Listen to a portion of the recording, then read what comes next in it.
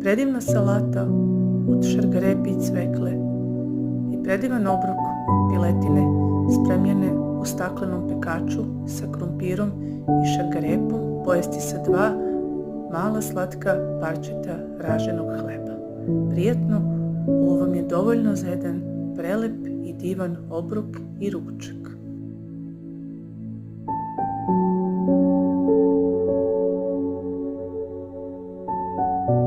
Kupila sam stakleni pekač, to je zdravo posuđe za spremanje hrane, piletina je ispala izvrsna, lepo pečena, krompir je bio mekan i sočan i savjetujem vas da spremate u zdravom posuđu hranu.